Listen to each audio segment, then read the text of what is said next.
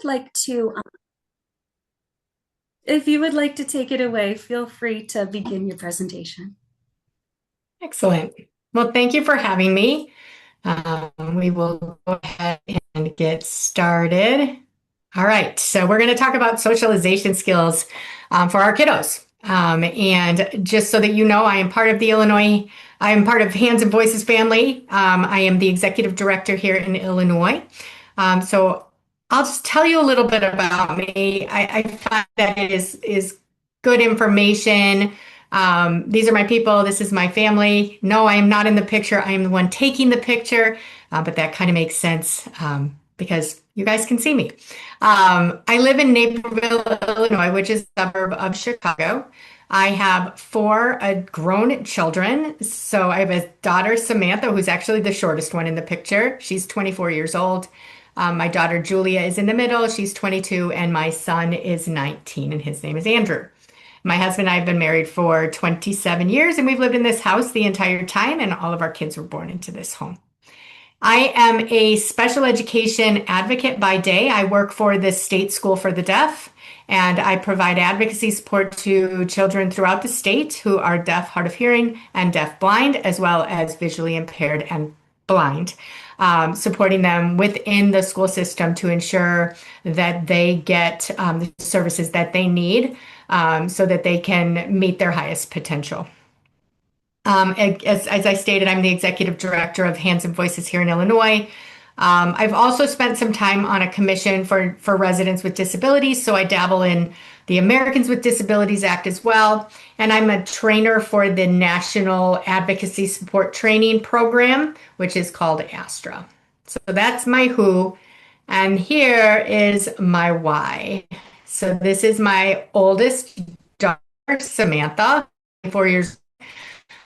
She was born in 2001 and passed her newborn hearing screening, which we found out later that she actually did not. But it wasn't state mandated yet. Our hospital was one of the test hospitals doing the screening. So she was missed, and we didn't really get a true diagnosis until she was 2 years old. She has enlarged vestibular aqueduct syndrome, and at the time of diagnosis, she had mild to moderate hearing loss, but it progressed rapidly. And at the age of 6, she lost all of her hearing in her left ear. And at the age of 7, she lost all of the hearing in her right ear. She was implanted almost exactly 1 year apart with her bilateral cochlear implants. And she was fully mainstreamed through high school. And she graduated from Rochester Institute of Technology and received all of her supports from the National Technical Institute for the Deaf. And she did not learn sign language until she took it in high school. And that's when we as a family started using it more than we did while she was a child. So that's my why, and that's why I do what I do. And this presentation is near and dear to my heart because my daughter also has ADHD, and that impacts socialization as well. So she has struggled with that throughout her upbringing. So, what is social and why is it so important?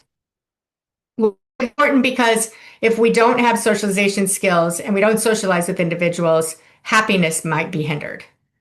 Um, our friendships, how to make friendships, how to keep friendships, how to maintain them for long periods of time, how to have those people to go to when a day doesn't go well. It's the economic factor, or do we understand how to cooperate in the workplace so we can keep our job? Do we understand ethics and how that works? And does to our jobs for a long period of time? A study showed that a person who is deaf and hard of hearing is more likely to lose their job, not because of how they perform at their job, but because of personal reasons. Like they don't mingle with the other people that work with them. So we want to make sure that that doesn't happen. We want to make sure that our children are getting these social skills from the start. And you can do that with your own children, or if you are a provider and you work with children every day, you can implement this into every session you have with a child.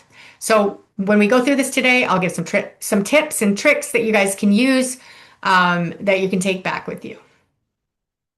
It's also the learning factor. In order to learn, we must be able to compare opinions, right? Start doing group work very young, at a very young age in school. So we need to be able to understand how to compare opinions.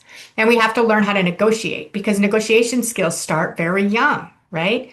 If I want to do something over here, but everybody else wants to do it something over there, can I negotiate with them to see it my way? Or am I going to, all right, I'll come over there and then maybe next time we can do what I wanted to do over here. And then understanding how relationships work and how to keep them. So, what are social skills? It's knowing what's appropriate and when it's appropriate. It's knowing appropriate responses and how to give those. It's fulfilling the expectations of others. What do others come to a relationship or an interaction with expecting? What is it that they expect of another individual during an interaction? And it's being able to successfully interact with others. It's respecting others and knowing that they might not think or agree with everything that I agree with, and they might not have the same views as I do, but I can respect that. It's also making sure that I don't receive inappropriate responses because I have an inappropriate reaction to something that is said. It's understanding how to build those relationships. So why do I talk about this and why do I present on this nationally? Well, because it is a big challenge for our kids who are deaf and hard of hearing. And we have to wonder why that is. So there are many reasons. It could be that they have delayed language development. Maybe they don't have the language necessary to be able to interact with other children their age. Or their communication is limited because, we tried one way and it didn't work. So now we're working on trying this other way. Or it might be a limited experience with books and reading. There are parents who may feel, oh, I'll just wait until, they get their hearing aids and then I'll start reading to them, which we know now, read to them, facial expressions, show them, walk with them. They will feel it. They will hear it. They will see it. They will get that. So it could be that limited experience. Limited incidental learning is a big one. That ability to pick up information just from being in the environment. And theory of mind, which is that inability to perceive what others might bring to the table, what they might think, what they might believe, and what their point of view is. We'll talk a little bit about theory of mind today as well. Perhaps it's a challenge because they have fewer social experiences. Often our children are put into smaller classroom sizes, right? So they have fewer experiences with those social interactions. They could be that they have a lack of self-esteem, could be because they have a diminished sense of belonging, and it could be attitudes towards them. So all of these things could cause a challenge. So let's look at the stages of social development. So when a child is in preschool, they're typically doing pretend play, right? We buy those big plastic kitchenette sets that we put in our house and all these things where they're learning to play. And usually they just play alongside other students. Eventually they start to play with those other kiddos, right? But at the beginning, it's just that parallel playing where they're all just playing, doing their own thing in the same room. Then when we get to primary elementary, then it's interaction with peers and how to communicate with a child who is deaf and hard of hearing. How do we get their attention? Are we during those things happen? It's when our kids are finally starting to admit that they might not know the answer to that question, right? Or they didn't hear something, or they weren't accessing their interpreter at that time. At that point in time, it helps that they start to work on repairing communication breakdowns. And in this point in time, they're identifying those likes, dislikes. They're willing to try new things. They're getting used to turn taking, using social cues, using good manners, such as apologizing, saying your pleases and thank yous, your excuse me's, all of those things. That's what they're learning in those young elementary ages. When we get into intermediate elementary, so your third through fifth grade, these kids are learning about cooperation and shared interests. So this is when you see kids start to kind of move into the direction of like-minded students. So you've got your kids who love to go outside and do sports, and they're always going to go outside and do sports. You have your kids that want to sit and read books. You have your kids that are on that monkey bar set every day. This is when sincere friendships become important. They have their besties, right? They have the friends that they hold near and dear. They learn at this age how to compromise with one another. They understand empathy, and that just because I'm not hurt in a situation doesn't mean that someone else isn't. They are able to control their emotions and have that self-control. They can tell people what their needs are, and they can truly advocate for themselves as long as they've been taught along the way on how to do that. They very much value their peers' opinions. So they want their peers to accept them. Then middle school or junior high, I'll tell you, I have three adult kids. The toughest years are middle school. Um, at this point in time, their friends are the most essential support for them. It is not mom and dad anymore. It's mainly their friends. And they choose their friends based on mutual interest or their feelings, right? These are the people that they feel comfortable with. They start to explore their self-image, their identity through their peers, and and groups are important to them. They're sensitive to what their peers are thinking, and they're very vulnerable to peer pressure. They value their peer opinions way more than anybody else. This is when they want those jeans or they want that haircut because that's what their peers have. This is when we truly see that starting. In high school, this is when our kiddos start to establish their identity, right? They're really seeking out their social niche. They've found their like-minded people. They've found the people that make them feel comfortable, and those are the ones that they reach out for their needs. They negotiate, they compromise. They're little adults, right? If you have high schoolers or you know high schoolers, they think they're full-grown adults. But they are in that phase of being little adults, you know. They're very mindful of their peers.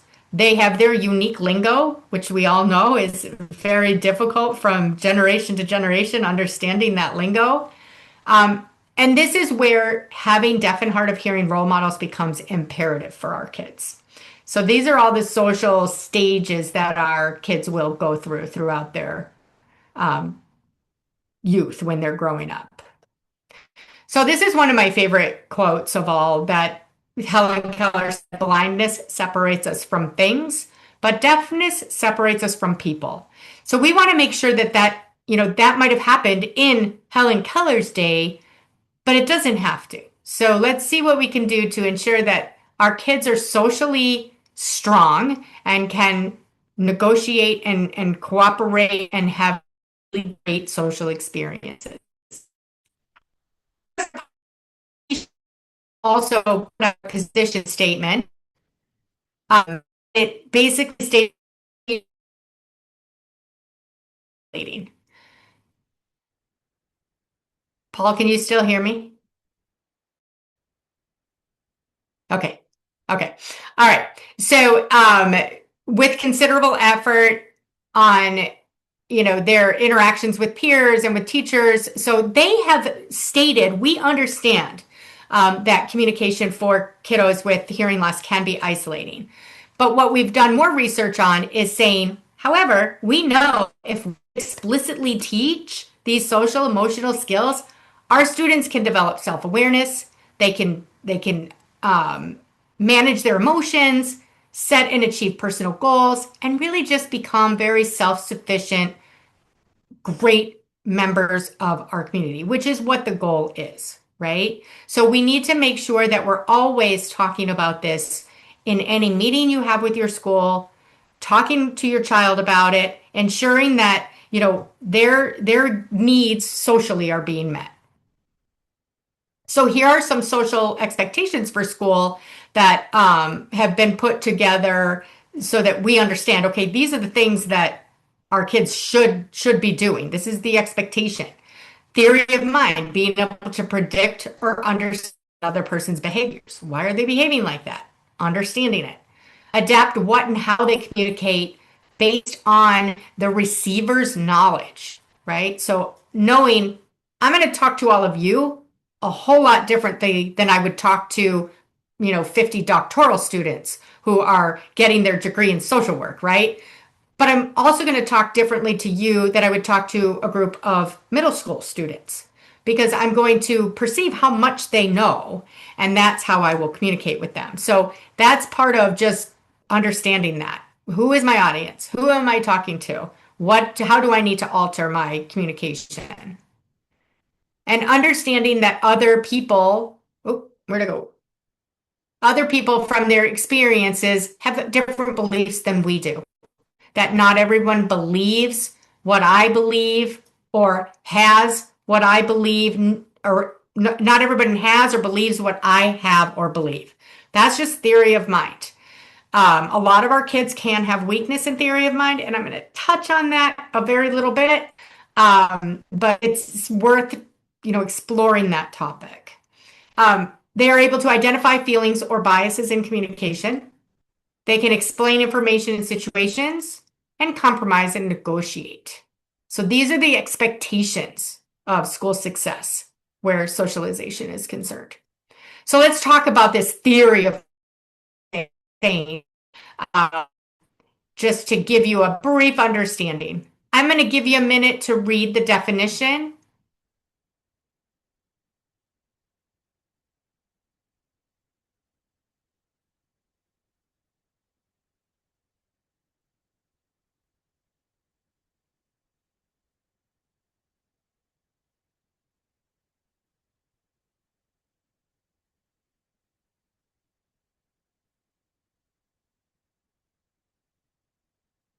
Okay, so that's what the experts say. So it's that ability to attribute mental states to one's self.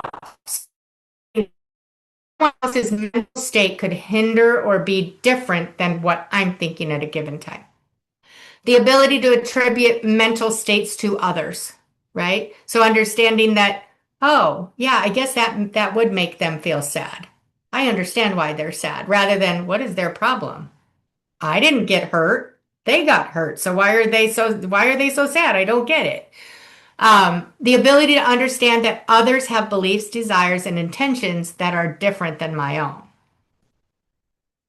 In other words, it's the ability to understand that others may not know what I know, they may not think what I think, and they may not feel what I feel. And the same goes that I might not do any of those things for them, right?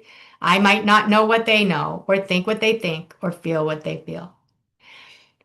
Understanding that theory of mind helps us to understand and predict others' behaviors. Challenges you might see: insensitivity to others' feelings, like not understanding, well, okay, so your ice cream dropped while I'm sitting eating my ice cream. I don't have empathy for you because I'm fine, right? So it's that, oh, I'm sorry that you lost your ice cream. We should see if we could get another one. It would be more like me just eating my ice cream and not responding, right? Um, or the inability to take into account what others know. So this picture is a really good descriptor for that. So dad calls in the middle of the day. He's obviously at work and he says, "Hey, what are you doing, Denzel?" And Denzel, right, who's a young boy, says, "I'm playing with this," right? So he has that inability to realize that, oh, that's right, dad can't see what I can see, right? So I'm playing with this. He doesn't know that he has to fill in the blanks. I am playing with my train, right? So that is a theory of mind deficiency, which all young children have, but sometimes it can extend into the older children and adults as well. And you can have an inability to negotiate friendships as well if you have those weaknesses in your theory of mind. Other challenges you might see: the inability to deceive or understand deception, that someone's playing a trick on you, right? Inability to understand why other people are acting the way they are acting, or the inability to understand that there are unwritten rules that we are just expected to know. And with our kids, that could be considered incidental. So we need to make sure they know what those unwritten rules are, right? An unwritten rule is we don't go into a store and take an apple and eat it. That's an unwritten rule that we just know. It's not there stated, don't take the apple and eat it. It's just an unwritten rule that we know. So, components of theory of mind: perception, that's the ability to perceive and recognize emotional and mental states.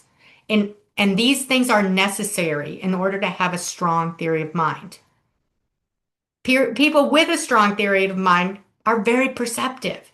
They can perceive things that are going to happen, or they can perceive how a person is feeling based on their body language, their facial expression, or just cues that they are seeing in the environment. They're much able to just read the situation. Contextualization. This is that you're effectively able to perceive behaviors to mental states. Requires this. It requires us to use situational information, things that we've learned in the past, our beliefs and social norms, to contextualize what's being stated. This allows us to understand the most likely mental state that a person has based on a given situation. So it requires a lot of contextualization and understanding based on what we already know and bring to the scenario or the situation we're in. Perspective taking, and that's that ability to put yourself in someone else's shoes. And this image is just a really good indicator, right? Because in my mind, looking at this picture, I think I don't really want to be either of these people, right? Someone who's stuck on a tiny deserted island, or someone who's been in a boat for days and days. But I have the ability to say, oh, I get it, right? I want that boat so bad because I've been stuck on this island, and I get that he's been stuck in that boat for days, so I get why he wants land. But I still want the boat, right? Because this is where I've been stuck. So that's that understanding that perspective and understanding that my situation may look different and might feel different based on how I'm experiencing it. And the ability to predict, right? So understanding mental states, understanding personalities, putting it all together, right? So how a person might behave based on how they are feeling right now.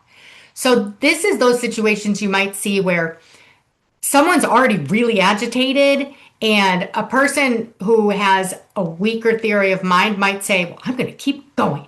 And they might add a few more things in there to make that person even more agitated.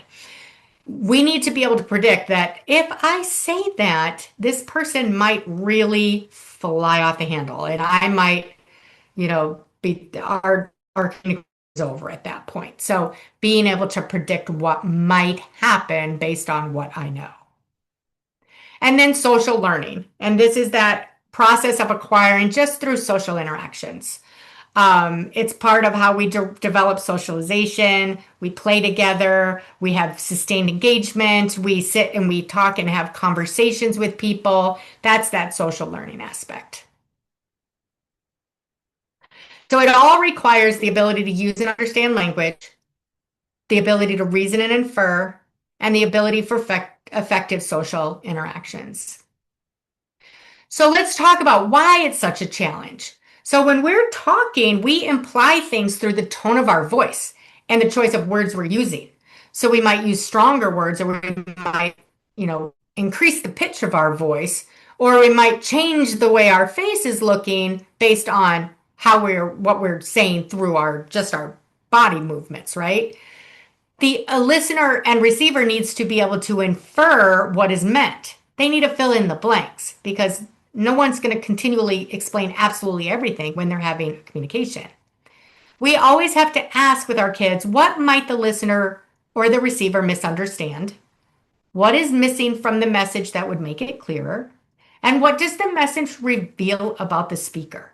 That's that ability to infer, right? So we need to be able to look at that and make those inferences.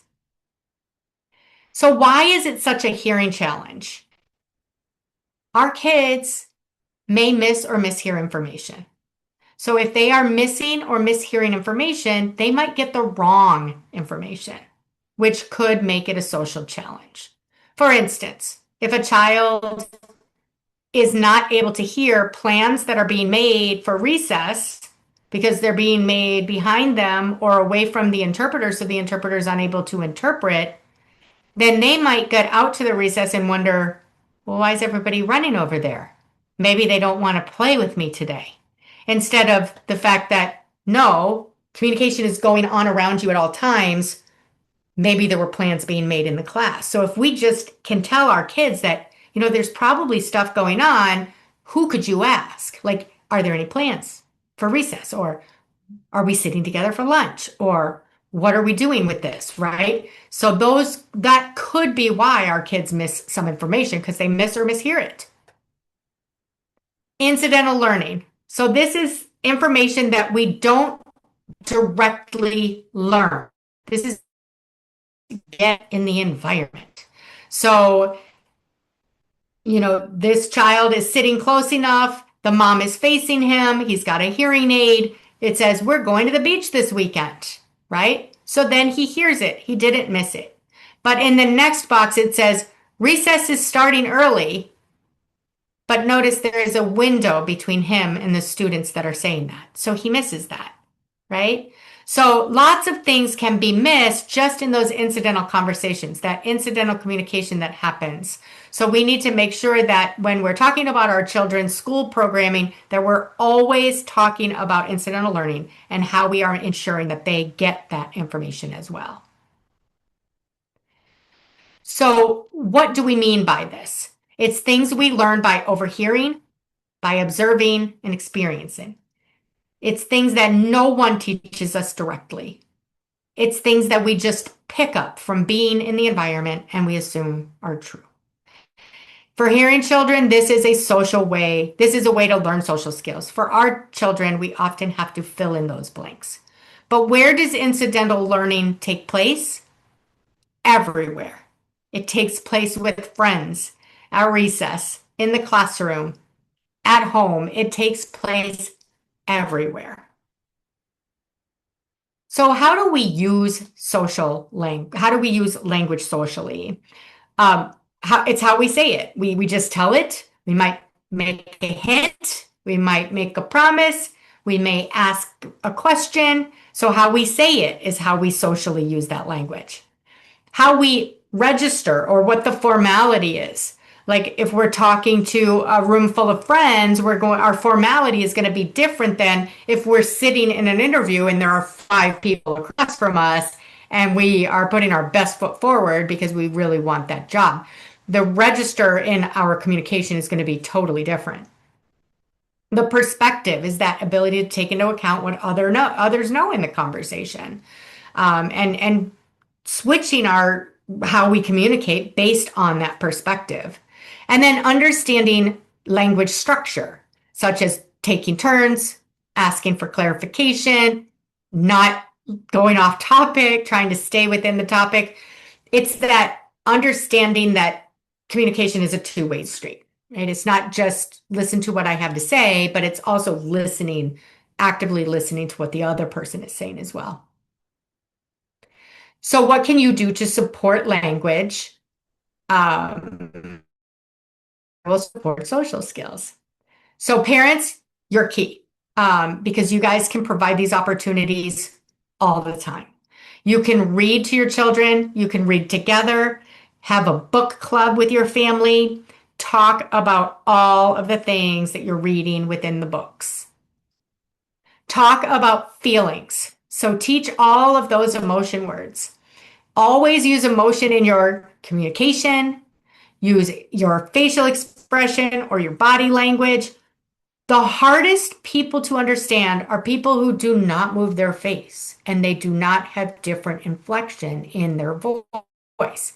It's just flat, and I can't tell if they're happy. I can't tell if they're sad. I can't tell if they want me to hear them. Like there's no changes, right? Everything is flat. Those are hard people to understand what they're saying.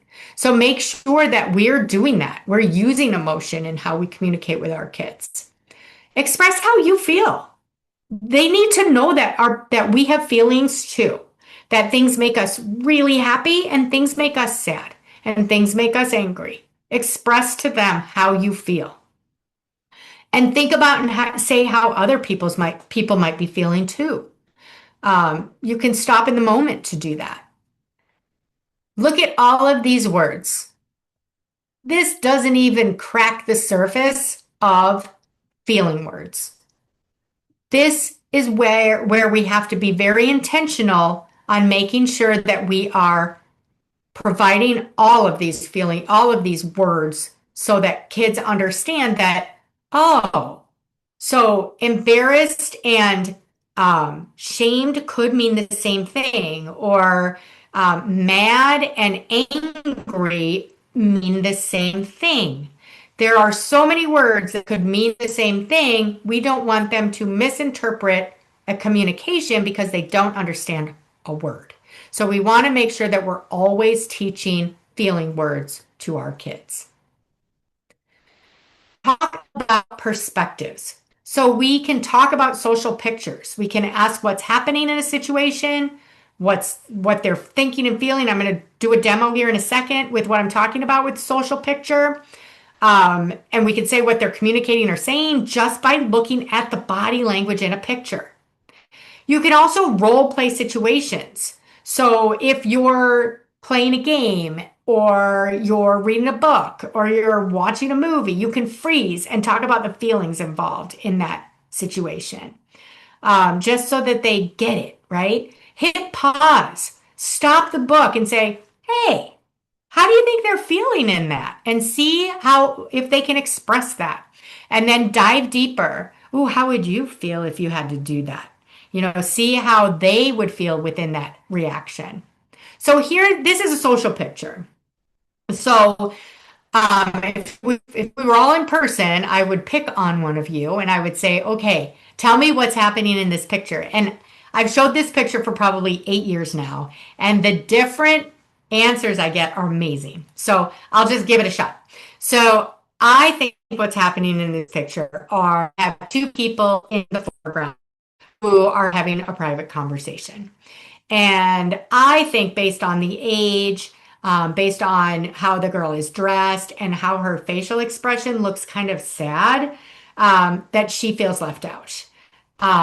Or she potentially might feel that they're talking about her. So she feels sad. I can tell she feels sad by her facial expression, right? She has a little bit of downturn with her eyebrows. She has a frown. Her body language seems defeated. So to me, she looks sad. So what I always say is, let's change it up and say, well, what if the people in the foreground aren't talking about her? What if they are saying, oh, I'm really worried about her. Should we go and ask her how she's feeling? That could change the perspective of, oh, so people in the foreground aren't just, talking about her. Maybe they are concerned about her, right? So it's not always what you think. What you see isn't always what you might be thinking, that it could be something different. That really helps in perspective, right? That helps them to see that, oh, okay, so it's not always exactly what I think it might be at first glance. So walking through that with them. And here's another one. So this one, it shows three kids, well, two kids and an arm. And, typically the answer that I get is the red shirt kid is really angry. And because the green shirt kid has a really big smile on his face, it's obviously that the kid in the green took the pink away from the kid in the red, or the kid in the red said, I want to play with the pink, and the kid in the green grabbed it first, right? So it could be that, right? But then we could turn it and say, maybe the kid in the red just doesn't want to play this game and it has nothing to do with the kid in the green at all, right? So there's lots of different feelings about on why do I think the kid in the red is angry? Because of his face, right? He's got, he's wrinkling his forehead, he's got his lips pursed, he's got his hands crossed, his head down. He's done, he's defeated. And then everybody will say, I think the kid in the blue shirt is the one causing all the trouble. But that's, you could just talk about these pictures and help them to see just the facial expressions and what they think could have happened before this picture was taken. Use your face. It's so important for our kids, regardless of what method or modality they utilize, that we use voice inflection, but we have to understand that our face also provides so much valuable information on how we feel. If you watch interpreters, they are filling in those emotional blanks when they're signing. They are utilizing whatever the speaker is saying to fill in that information that is, has to be given in order for them to understand what's being said. This is one of my favorites because this, people that don't understand interpreters are like, what's going on here? But to me, I totally get what she's saying. This is just not a happy thing, or it's gross or something. But that's what we need for our kids. We need those blanks to be filled in with interpreters. Out when you problem solve. So if you're a parent at home and you're trying to solve a problem, okay, I was going to have chicken cacciatore for dinner and I just realized that I don't have any chicken, right? So now I can think out loud what my possibilities are. Okay, what do I have in the fridge? What could we substitute? Should we make something else or should we just order a pizza, right? But all of this information we can think out loud and it helps them to understand what the process is when we're solving a problem. Identify hidden social messages just by the tone of our voice. So with this one, think about it. Okay, if we do it with all of these different hidden social messages, our okay isn't going to be the same. So I might say, okay, if I want to know if you agree, or okay, are you okay? Right? It's going to be different. Or okay, I'm resigned. I agree with you. It's fine. Or if I'm angry, I'm going to say okay, and my face is going to show it. My tone is going to show it. Everything's going to show it. Right? So all of these things, I've done this with okay. I've done it with yes. I've done it with no. You can change one word just by the tone and the facial expression. Plan social activities for your kids. Get them out there, have them play, have recreation with family, with the community. Tell them what expectations are when they have a play date. Role play with them so they understand how to make and keep friends. Make sure they have lots of opportunities to practice social interactions. Get them involved in sports. That is a huge social interaction experience for kids. But get them out there to do these things. Provide interactions with peers who are also deaf and hard of hearing, with role models who are deaf and hard of hearing, deaf adults, as well as with hearing peers. Most importantly, assume nothing and teach them everything. They will get to the point where they will say, I know. And then we can agree we've done our job, we've done our due diligence, and now they understand. Provide opportunities for them to build self-esteem. Let them help plan trips and activities. Obviously, tolerate mistakes. Provide opportunities for them to succeed because our kids are often working super hard at school. They need these opportunities for success. Always discipline with respect. You're disciplining the issue, It's not the child, it's what the child did. Praise and criticize that action, not the child.